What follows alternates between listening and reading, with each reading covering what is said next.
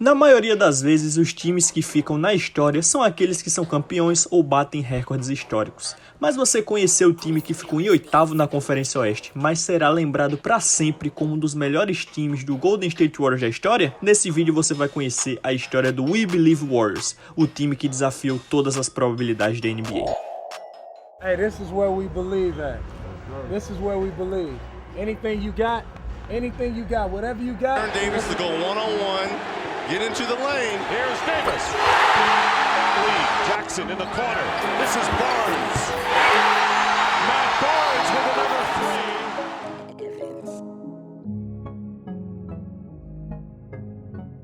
Na temporada 2006-2007, essa equipe do Golden State Warriors desafiou todas as expectativas e probabilidades da NBA. E eu vou te contar agora como foi que isso aconteceu. O Golden State vinha de uma temporada terrível em 2005-2006, onde a equipe da Califórnia ficou na 13ª posição do Oeste, com apenas 34 vitórias e 48 derrotas. Mas a equipe tinha nomes interessantes, como Baron Davis, Monta Ellis, Jason Richardson e Matt Barnes, mas mesmo assim não foi suficiente para ser uma equipe competitiva no Oeste, que na época tinha grandes potências como o Spurs, o Mavericks, o Lakers e o Phoenix Suns, liderados por Steve Nash, que ganhou o prêmio de MVP naquele ano.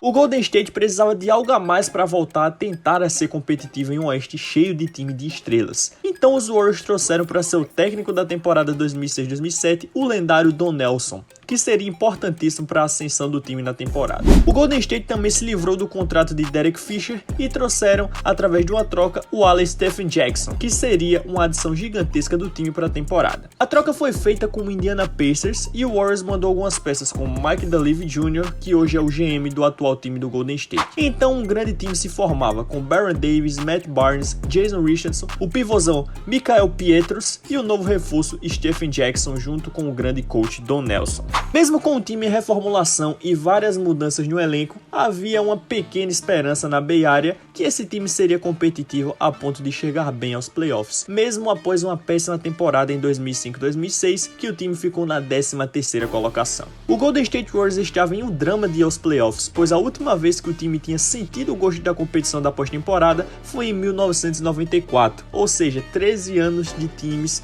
que não eram competitivos para disputar coisas maiores na temporada. A temporada de 2006-2007 começou com poucas expectativas para o Warriors. Lesões, mudanças no elenco e desafios constantes ameaçaram seu sucesso desde o início. Don Nelson falou o seguinte: "Eu disse aos rapazes desde o primeiro dia, não escutem o que os outros dizem, acreditem em vocês mesmos e nos seus companheiros de equipe." Absolutamente ninguém dava nada para aquela equipe do Warriors. Eram sempre os azarões lutando contra as probabilidades da NBA. Nos primeiros 20 jogos da equipe na temporada, o time estava 10/10, ou seja, era um time bem mediano para um Oeste bastante acirrado. O time sofreu com muitas lesões. Baron Davis, o principal jogador da equipe, sofreu com lesões na temporada. Stephen Jackson, atual reforço, só conseguiu jogar apenas 38 jogos na temporada regular. Matt Barnes e Monta Ellis foram os que mais jogaram, com 77 jogos na temporada, e eles saudáveis foram bastante importantes para o time. Após 60 jogos, o time tinha um recorde de apenas 26 vitórias e 34 derrotas, deixando eles muito longe da briga pela 8ª vaga dos playoffs e adiando o sonho de jogar a pós-temporada por mais um ano. Porém, galera, nos últimos 22 jogos, a equipe liderada por Don Nelson mostrou um basquete de arrepiar.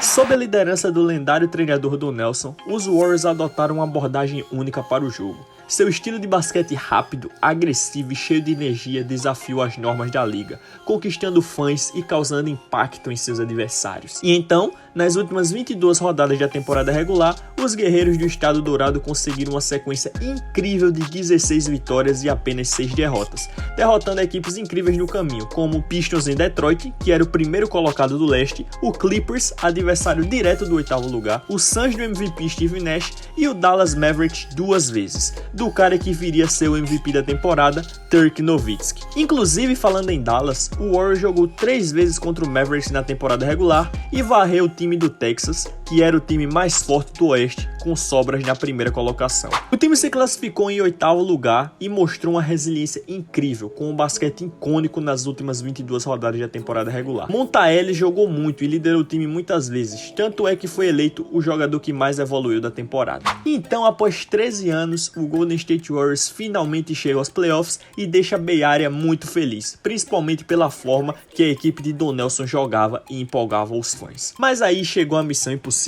No primeiro round dos playoffs, tinha que encarar o Dallas Mavericks de Dirk Nowitzki e companhia. O time do Texas terminou com o melhor recorde da NBA no ano, com 67 vitórias e 15 derrotas. Porém, o Warriors foi pedra no sapato do time durante toda a temporada regular, pois o Mavericks não conseguiu vencer nenhum jogo do Golden State, nem em casa, nem fora de casa. Porém, para as pessoas que acompanhavam na época, nos playoffs era outro jogo, e era praticamente impossível o time do Golden State passar de Dirk Nowitzki, Jason Terry, JJ Barea e companhia. Aí começa a grande história que ficará para sempre como um momento lendário da NBA, o We Believe Warriors.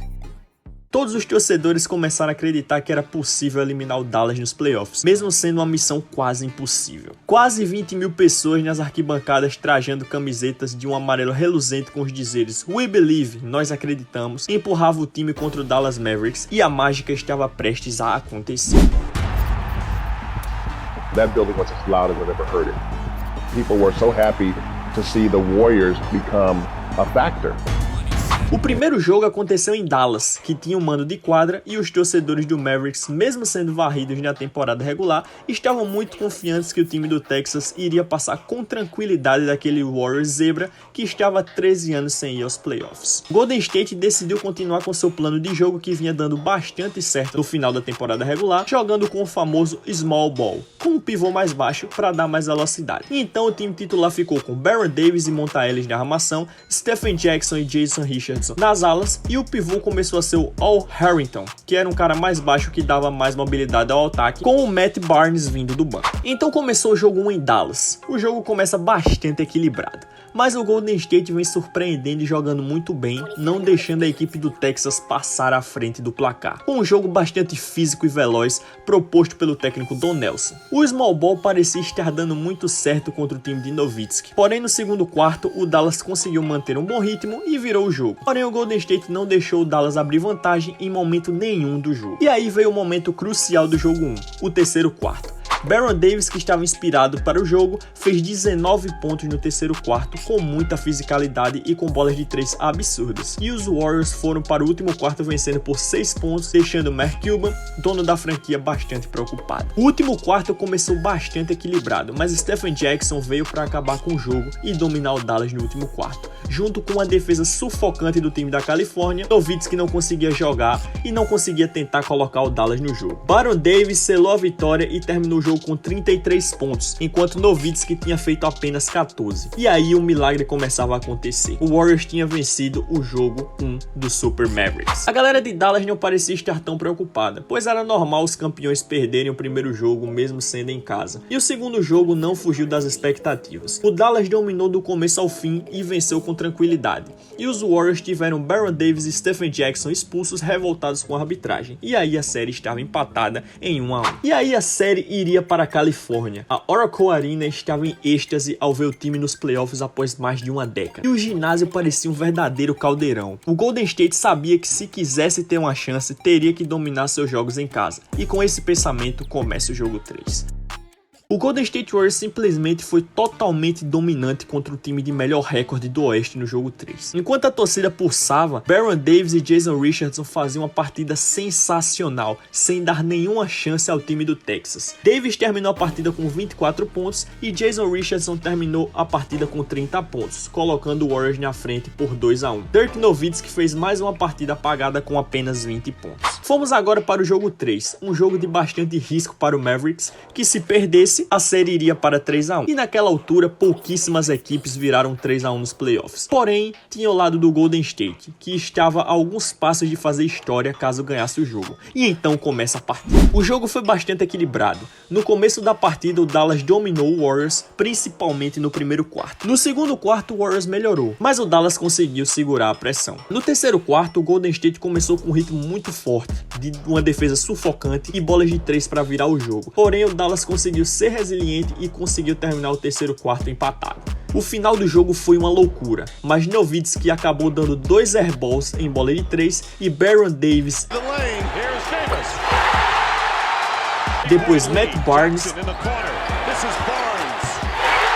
selaram o 3-1 na série e deixaram o sonho bastante próximo para o time da Califórnia. No jogo 5, pro Dallas era vencer ou vencer, e pro Warriors era selar a 4ª vitória na série e conquistar o seu sonho, contrariando todas as probabilidades da NBA. E esteve muito perto disso. O time chegou a estar vencendo por 9 pontos, faltando 3 minutos para acabar o jogo, mas o Dallas conseguiu a virada e deixou a série 3-2. Porém, o Golden State iria voltar a sentir aquele clima de We Believe na Oracle Arena, podendo deixar a classificação muito mais especial. E não teve outra. O Golden State dominou a equipe do Texas e fez 4-2 na série com a partida iluminada de Stephen Jackson e todo o time. O elenco de Don Nelson sentia aquela energia gigantesca na Oracle Arena e sabia que tinha feito história e iria serem lembrados para sempre com essa campanha absurda nos playoffs que ficou conhecida como Warriors We Believe.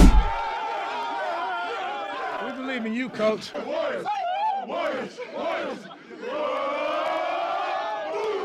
É verdade que na sequência dos playoffs o time perdeu por 4-1 para o Utah Jazz e foi eliminado da pós-temporada, mas não apaga o grande feito que foi um time vindo do 8º lugar, que se adaptou a temporada inteira em um novo estilo de jogo, eliminar um dos grandes favoritos a vencer a NBA, o Dallas Mavericks do atual MVP da época, Dirk Nowitzki.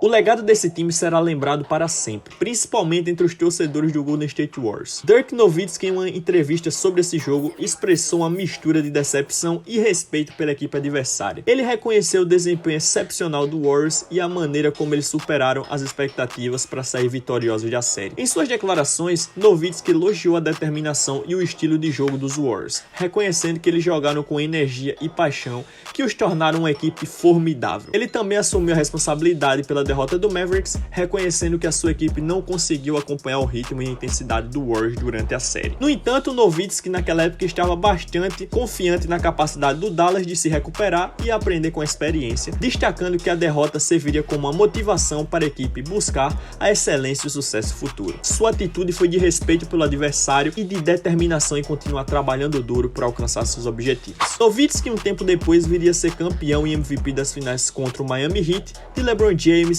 Dwayne Wade, Chris Bosh e companhia, em 2011, mas eu tenho certeza que ele nunca esquecerá que ele foi derrotado pelo Warriors We Believe na temporada 2006-2007.